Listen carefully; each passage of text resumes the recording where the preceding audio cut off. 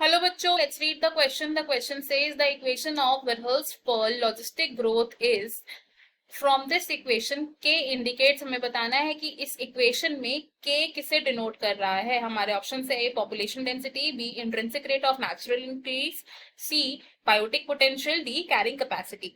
इस क्वेश्चन में हमारा की कॉन्सेप्ट होगा to know about logistic growth. Key concept is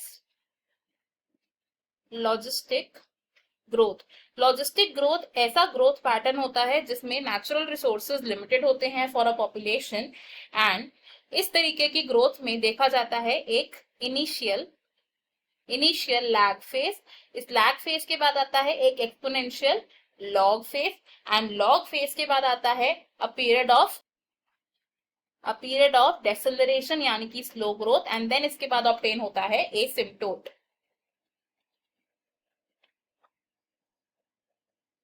logistic growth को हम एक्सप्रेस कर सकते हैं एज वर्हल्स्ट-पर्ल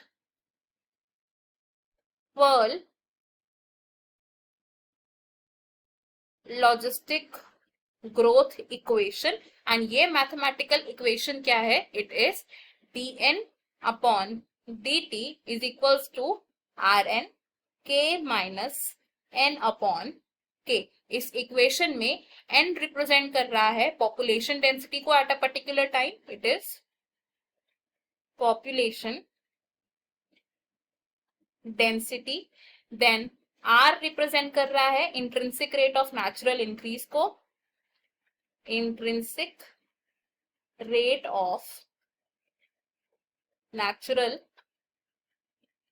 इंक्रीज.